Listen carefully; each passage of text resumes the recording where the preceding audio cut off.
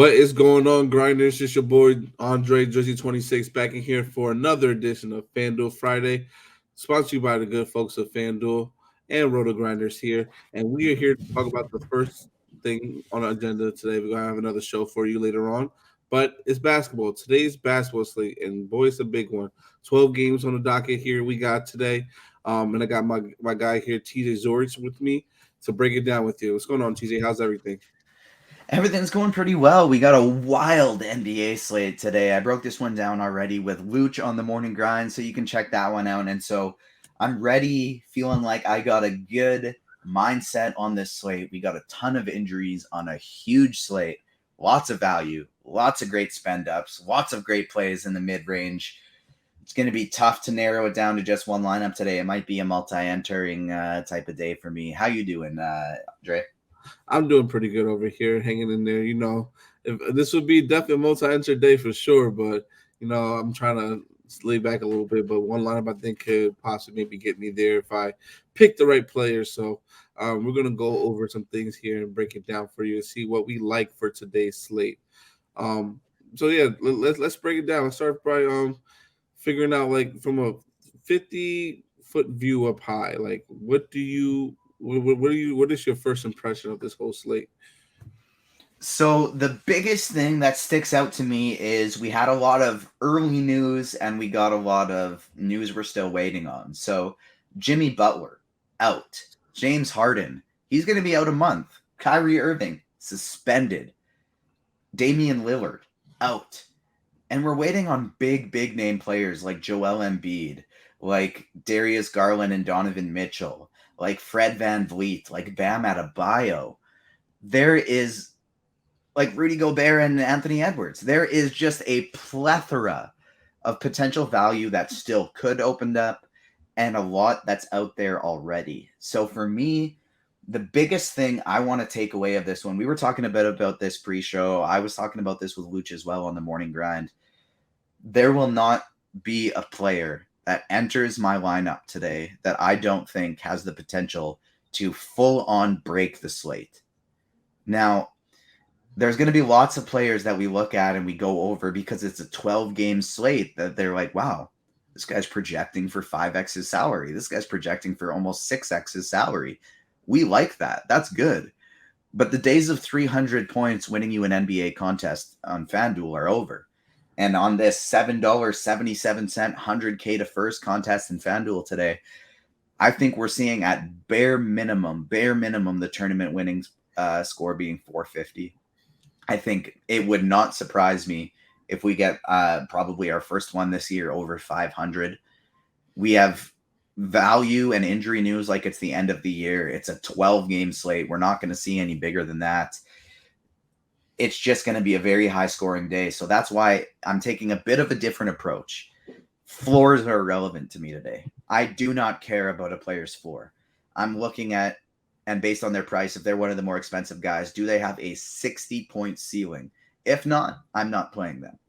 And then the other thing I'm looking at for these value plays is I'm not looking for 5x. I'm not looking for 6x. Do they have 10x upside?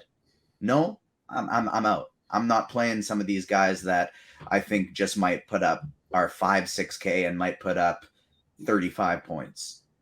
I'm out. Not today. It's too big of a slate. We're going to see some big scores. So that's why my current thought is I might do something like 100 lineups and just keep a really tight pool, get overweight on the stars I want to get overweight on, and then get overweight on the value plays and just try and mix and match them properly, get the right combos. But the biggest takeaway for me is we're not shooting for floor. We are shooting for ceilings because this is a huge slate with lots of value and we're going to see some big scores.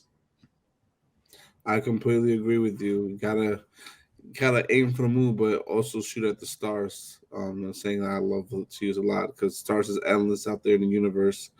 But yeah, I agree. Like you have to definitely shoot for the high scores today. I personally like you see my player pool right here. I'm the one with the strings here. I have 61 players in my player pool. I try to have a little bit more of a wider pool, brighter approach, but that's one thing about this show. You learn a lot, and he's right. Having a smaller player pool with guys that you know has that upside to break a slate is what you probably need today. So it makes me want to look at my pool again and figure out what I can trim down a little bit and get off of here that I don't think has the upside to win me a GPP today. So let's just talk The about. Huh? the pool I'm looking at too is like, so I have 31 players in mind right now. It might go up a little bit, it might go down a little bit, but as you pair throughout the day, I was kind of already on my pairing throughout the day portion because of the morning grind yesterday.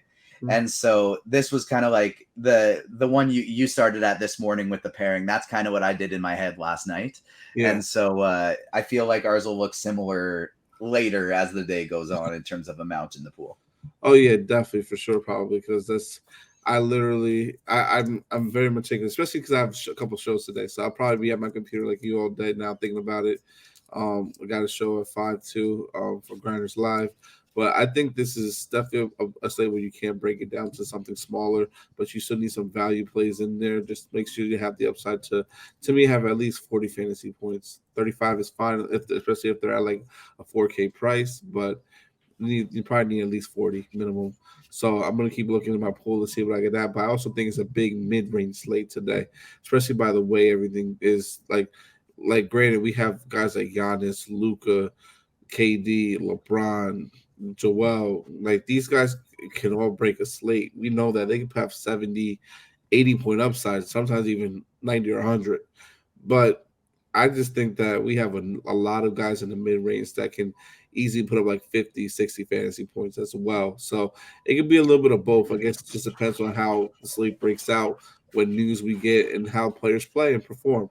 So let's break. Exactly. And there's going to be like a few things that we're going to have to keep our eye on from a general standpoint today. If you want the game by game, position by position specific breakdown, head over to the morning grind. Check that out. Make sure you tune into Grinders Live and Crunch Time at the end of the day today. We're going to talk some general strategy, give the big points, maybe talk about our core for optimal, our core for tournaments, things like that. But I think the biggest areas we got to watch today still, and this will very much impact how my pool changes, is first off, like let's talk about the Miami situation. Jimmy Butler is out. Bam Adebayo is questionable.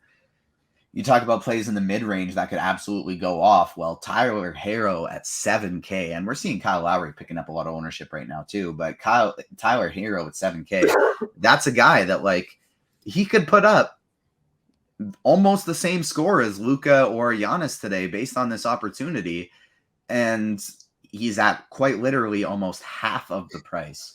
We've seen FanDuel compared to DraftKings. FanDuel was ready. FanDuel was ready for this slate. DraftKings was sleeping. There's still a bunch of players who needed to be priced up who are not priced up over there. FanDuel was ready. We look at this Philly situation, which we'll touch on later. And you got a guy like DeAnthony Melton, 6K, Maxey, 8.2. They're still strong plays, but they're priced appropriately.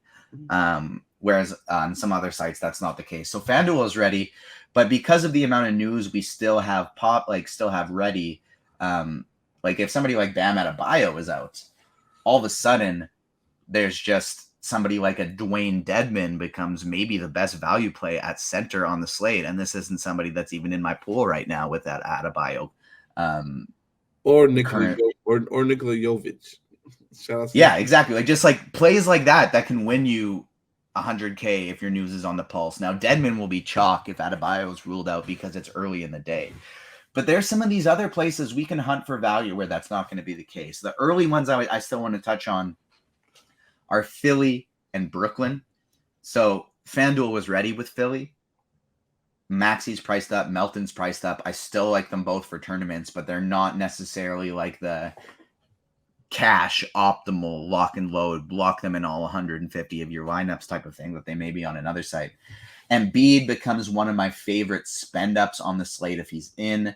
If he's out, all of a sudden we get to look at guys like Tobias Harris and Daniel House, Georges Niang, Paul Reed, Montrezl Harrell. Guys like that become a lot more interesting if Embiid is out. But he participated in shoot around. He practiced yesterday.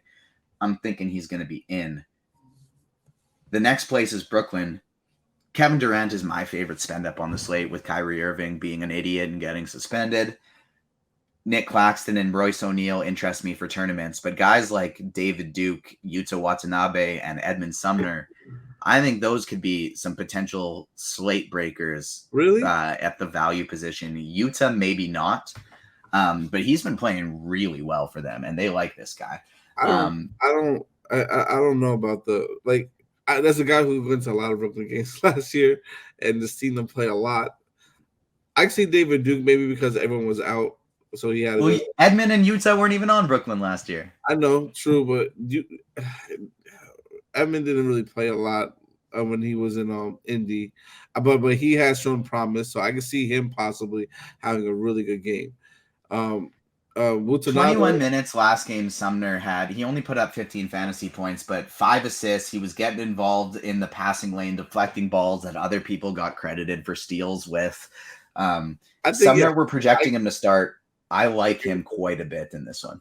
I agree with him for sure. Watanabe, I don't know if he has the upside just because he's not going to. If Kevin Durant was out, I would say yes. Mm-hmm. But with Kevin Durant being in, I think Watanabe is a good role player. Good, like he might be a good play for maybe 25, 20 fantasy points in my opinion. I don't know if he can. I don't know if he has that upside we're looking for personally. That's just my opinion. Due to the price, like I'll play them in like somebody like a Watanabe and a Duke. I'll play them in 5% of my 100 lineups, just based on. Yes, Watanabe is if he gets 28 minutes, he got 27 last game with Kyrie in, and so if say he pushes for 30, and he gets 10 points, 5 rebounds, 3 assists, enough for value on a normal slate, but not enough for value on this one because of the steals and blocks points you get on FanDuel.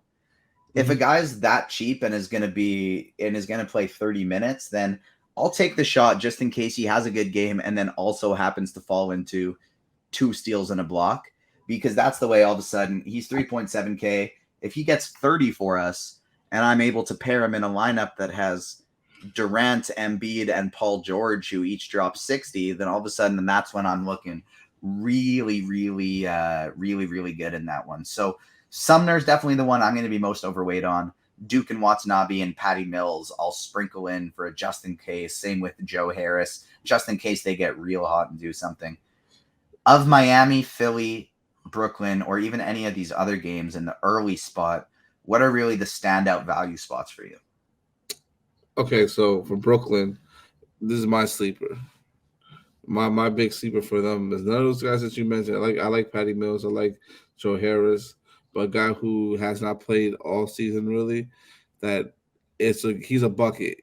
Like he can get that score. It's Cam Thomas. If they put him in that game, Cam Thomas can get buckets and he can eat and have a great game. So I love him as a sneaky GPP player that no one's going to play because he really hasn't been playing all year.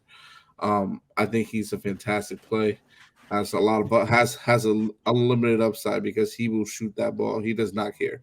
He's going to take at least probably 15 or 20 shots if the coach allows him to, and he plays in that game. This is in Washington. Brooklyn's undermanned and just down in the dumps right now. What if Washington blows them out? Oh, then Thomas just plays the whole second half. Yeah, then he's even a better play. Like you might need him if that happens. Because he's the type of guy that like I will build a lineup that's near optimal with all the studs in it and stuff like that. And then I'll just take out one chalky value play and insert him into it in 1 or 2 lineups. And you don't really need him in much more than that because he's probably not going to go the likelihood of it happening isn't high. Yeah. But if that scenario happens, he could break the slate. So that's why I think you plug him in something near optimal and just let that one piece kind of do it for you. Yeah, it's like when Scroll won every tournament that night when he played a Brooklyn guy in a power forward position that no one played and took everything down. And he was like, how did you know that guy was going to play? So that's kind of one of those type of plays. But Miami-wise, I think Tyler Hero's almost a lock. Like we didn't talk about that pre-show, but I really think that that guy's a lock just because of that environment, that game environment is going to be fast and up tempo. I like the way Tyrese Halliburton's going to push the pace, and Buddy Hield's going to shoot a lot of threes and get open. So I love the fact that they're going to push the pace. And Nikola Jovic, I think it's another excellent play, especially if Bam Adebayo is out as a tournament play because we know Dedmon. I think Dedmon was even questionable himself, if I'm correct, from when I was looking at the news beforehand. He's good now. He's just He's game time like, decision. really? Yeah, questionable. Yeah, with plantar fasciitis on his foot. So well, there you go. We don't have him as a Q tag on lineup HQ. We might have to adjust that. yeah. So so all their bigs are pretty much out, especially if Bam gets out. So it might really be. Oh, Jovic is out too. Oh, he has a nasal contusion. So Yeah. all the bigs will be out. So they really need Bam to play. Bam might be the best. Oh, yeah. 38 minutes ago, Dwayne Dedmon now listed questionable. So, yeah, that did just get switched. And then we got Langford, Roby ruled out. This is obviously San Antonio. And San Antonio just confirmed that Keldon Johnson, Devin Vassell, and Zach Collins are all going to be available to play. But this Miami situation is crazy. That's going to be either Dedmon or Bam plays. One will play, one won't. Yeah, and that's going to be very important because – like now you have to pay attention to all these guys because Strus is going to have to play maybe the power forward position because they're going to run a lot of small ball. Strus, so, I love Strus today. Strus, Caleb Martin, both of them are fantastic value plays. Yeah, I think Duncan Robinson, like Miami right now might be the best value, honestly. Yeah, that we have right now, I think they are. They're going to be somewhat chalky value. The one guy I don't think I'm like. What do you feel about somebody like a Gabe Vincent? Like, do you think he has the ceiling on a slate like this one to get us there? He definitely has the ceiling for sure. It's just more so he's a streaky shooter, but he plays really good defense. That's a definite tournament play. Kyle Lowry's been balling out and playing really well lately too. I think Lowry is the best fade on the slate. I might agree with you on that one because his price. And he hasn't played so well is unreal. I was surprised at how well he was playing. It's like when he's gonna come back down to earth. It's just a matchup is so good, but I'd rather this may drop as we get some more news. But like we're projecting him for 36% ownership right now. Yeah, now, I think Kyle Lowry has a good game. He'll probably have 35. He might have 40, 45. But I don't know if there's a scenario that makes it so Kyle Lowry is needed to win a tournament. He might be somewhat beneficial, but I don't think he's needed. And so if he's going to be 30% owned, I don't think he'll be necessary, I think I'm just might X him out of my player pool. I would say keep him in, but it's up to you. It is a tough decision though. Like looking below Kyle Lowry right now, we got Melton. Melton can definitely get there. Speaking of Philly, even with James Harden being out, Conley can have a smash spot here because he's been playing 30 minutes, and the Lakers are having good defensively, but I still don't think they guards really that well, in my opinion. Especially with their backcourt. And Russell Westbrook coming off the bench. Spencer Dinwiddie has that upside too, even though it's a tough matchup. Monte Morris again for Washington can have a good game and get 30 fantasy points, and he's cheaper. So there is a few guys that are below him that can definitely do it for sure. And plus, you don't also want to tie up all your salary to the beginning of the game, beginning of the slate either with Miami and Indy or these other games at 7:00. I would rather get, as opposed to 40% Lowry and 40% Harrow, I'd rather get 80% Harrow and 0% Lowry because Harrow has shown us he can put up 50 or 60. And I don't think Lowry can at this point in his career anymore, even without Jimmy Butler. He would need his 4 steals, 4 blocks type of game to get there. It would be everything he got in the tank. I agree with that. Yeah. I definitely agree with that. I also think it's important to keep in mind, too, on this Indiana side, if Bam Adebayo, like Jimmy Butler's already out. If Bam Adebayo's out, Miami is not going to be Miami in terms of defense. If Bam Adebayo's out on top of Jimmy Butler, they're going to be horrific. This will be a fast-paced, no defense being played game.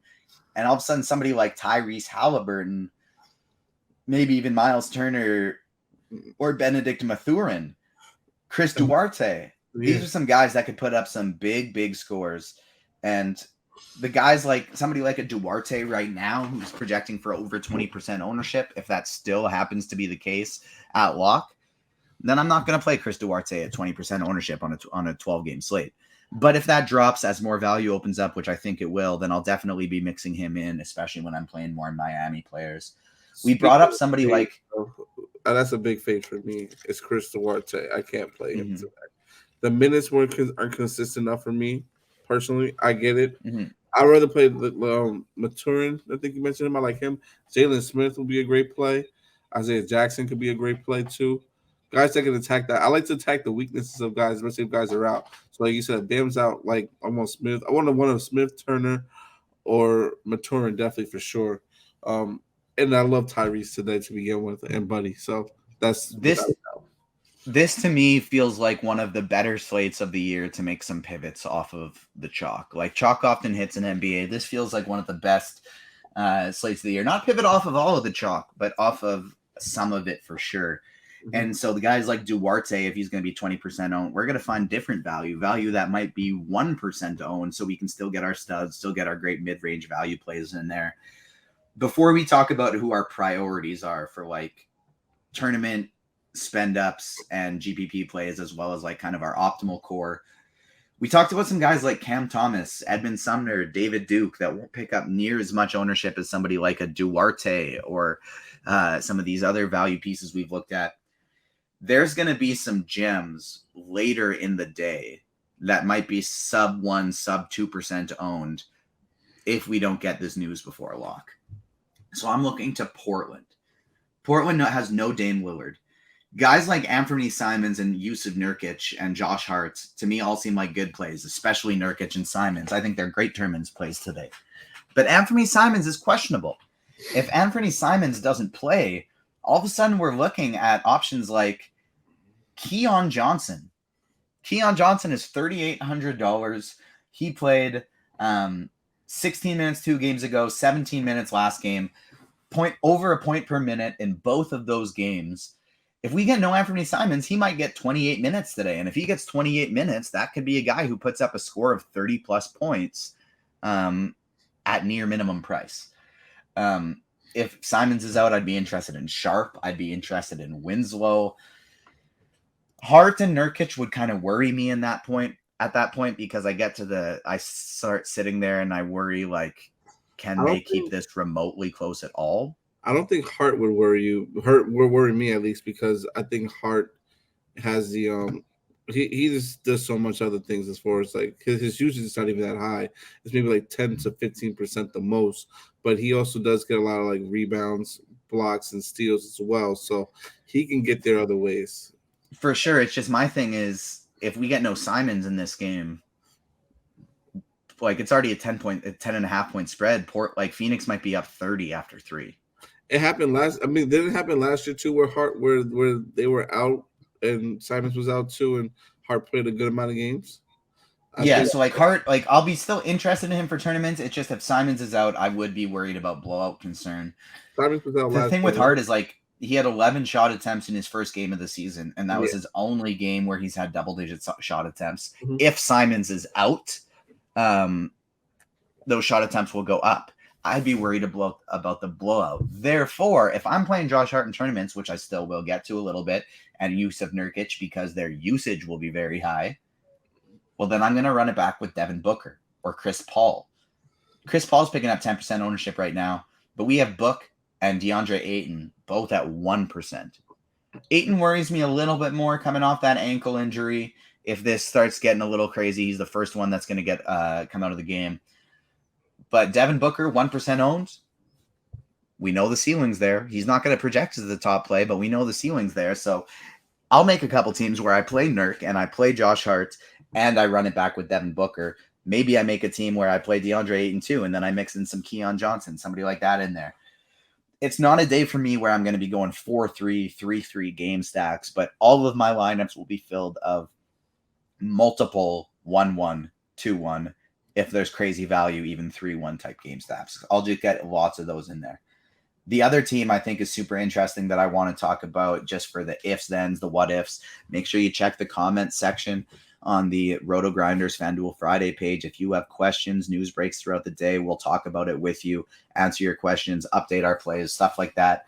So make sure you tune in there. Hit the like button if you're watching this on YouTube as well. But Minnesota, we got Gobert and Edwards questionable. They both got added to the injury report yesterday with illnesses.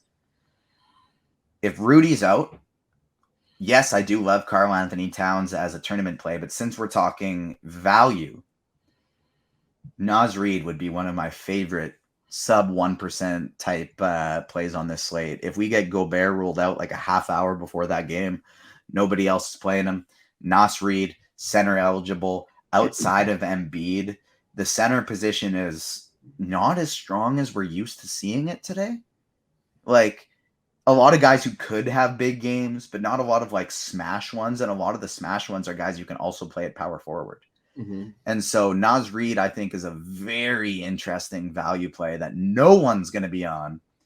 And if he gets 28 minutes, he could break the slate. And so I think Minnesota is an interesting place to look for value. Obviously, there's a lot more if Edwards gets ruled out on top of that.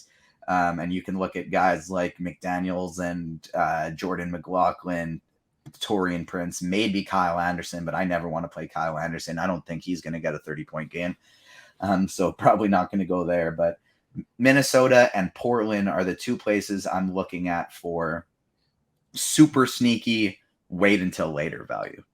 Yeah, and I don't blame you for that at all. I don't know why this line-based Q keeps going down. But I definitely don't blame you at all for that. The Naz Reid play is a good play. We talked about that earlier too. I love it, especially against a team in Milwaukee who's going to be with a guy like Brook Lopez manning the middle, who's not a great rebounder. So Giannis is going to be relied on heavily to try to get the boards as far as Bobby Portis when he comes in the game.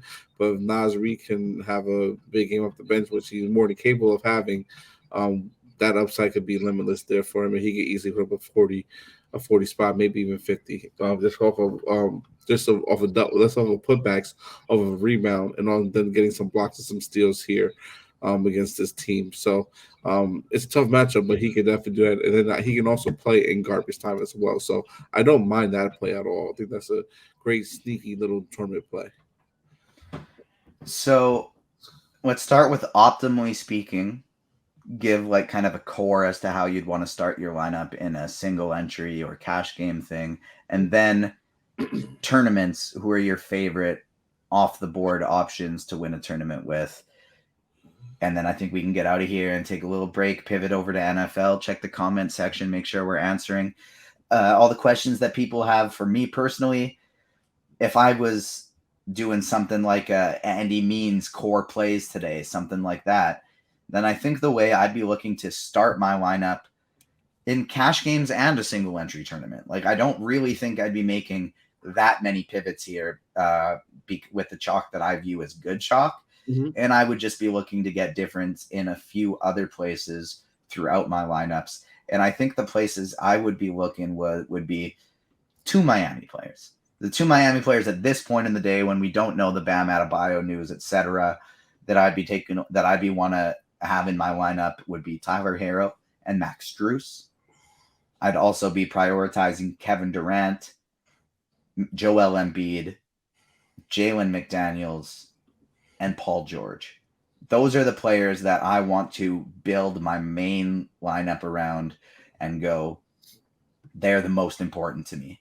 I think with the amount of value that pops up, I will be able to afford Durant, George, and Embiid in the same lineup. If I go Embiid with that core of 6 guys right there, that gives us $4,500, more than $4,500 for these last 3 positions. We talked about sneaky value. To me, I look at this core and go, that's a strong core for cash games. I'll plug in some other chalky, good, well-projected plays. Or it also has some low enough owned options in it that I can go, all right, give me a couple 1-2%ers in there, and I all of a sudden have a very different single entry lineup. Yeah, I completely get what you're saying. I like that core too. I'm just trying to think, like, who else would I like if I was working with your core? What else would I use to fill those spots in there? I like doing stuff like that sometimes. And there's a couple players in here, but I know that your pool is also a little bit more has a little bit more value guys than I do, lower value guys than I do. So we'll see how it works out. But I think that's a great option, a great core. My core would be hopefully everyone got this. Look at that core. That's some of the plays that TJ thinks is the best plays on the slate from his perspective. So look at that, and also we're going to be giving out a free week of RG Premium. I tried to give it out last week. The guy never inboxed me after I went and said congratulations on getting the score right. But we are going to do another one here today. Which game do you think is going to be the highest total game on the slate? Any one of these 12 games, I just want to know which game do you think is going to go over and be the highest total? Put your answers down in the comments, and I'll get back to you as quick. I'll look at this the next day on Saturday and let you know who wins and give you guys a free week of RG Premium if you inbox me on Twitter. And my Twitter's right here, Jersey DFS, Jersey 26 underscore DFS. So you can find me on there, and then I'll reach out to you. We'll get that over to you ASAP. Okay. Um, so I love your core. So my core it's kind of hard, but I know Tyler Hero would definitely be in it.